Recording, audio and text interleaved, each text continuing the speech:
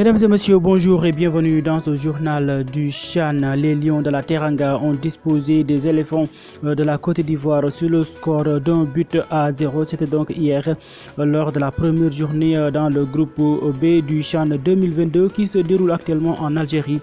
Le stade du 19 mai 1956 qui recevait la rencontre a vibré au rythme de la Teranga devant quelques supporters qui ont effectué le déplacement pour regarder ce choc ouest-africain. L'unique but de la rencontre a été marqué par Moussa Ndiaye à la 77e minute. Il a été plus rapide que le défenseur ivoirien en reprenant un coup franc de Lamine Camara qui a ricoché sur la barre transversale ivoirienne. Quelques minutes plus tôt, le même Camara avait manqué d'ouvrir le score en ratant un penalty. Le Sénégal, qui engrange ainsi les 3 points de la victoire, occupe seul la tête du groupe B. En effet, un peu plus tôt dans la journée, les deux équipes du groupe, la République démocratique du Congo et l'Ouganda, se sont séparées sur le score nul et vierge 0 but partout. La Côte d'Ivoire, qui est derrière du groupe, devra se relancer le 18 janvier prochain contre la République démocratique du Congo. Le même jour, le Sénégal sera donc face à l'Ouganda. Signalons également que la première rencontre de la journée qui opposait l'Éthiopie au Mozambique dans le groupe A s'est soldée sur le score de 0 but partout. L'Algérie est donc seule en tête dans ce groupe, suivi de la Mozambique et de l'Éthiopie qui compte un point chacun. La Libye ferme la queue avec 0 points. À l'issue de cette rencontre, Lamine Camara du Sénégal a été désigné homme du match. Au programme d'aujourd'hui, 2 rencontres sont prévues. 16h, le Maroc devait rencontrer le Soudan, mais cette rencontre risque de ne pas avoir lieu car aux dernières nouvelles, les Lions de l'Atlas ne sont toujours pas autorisés par les autorités algériennes d'atterrir en Algérie. D'après les nouvelles de RMC Sport, le Maroc a décidé vendredi de ne pas envoyer son équipe U23 disputer le CHAN.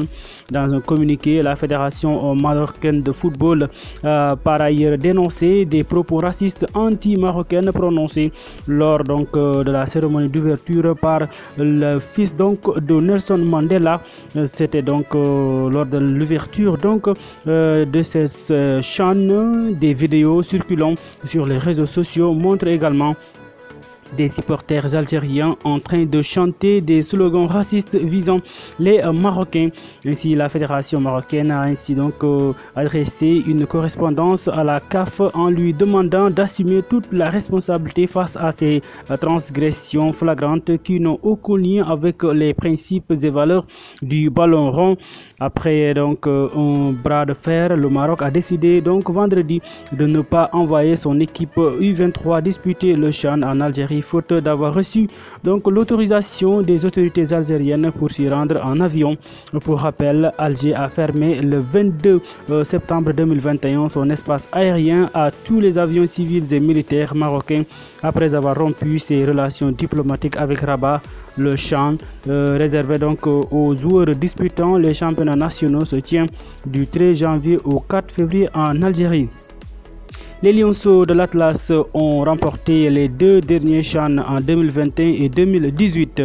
En deuxième heure, 18h, dans le même groupe, Ghana jouera Madagascar. C'est dans le compte de la première journée du groupe C qui risque de se jouer à 3 à l'image de ceux du groupe D et du groupe E qui compte 3 équipes. Voilà mesdames et messieurs, c'est tout pour ce premier numéro du journal de CHAN.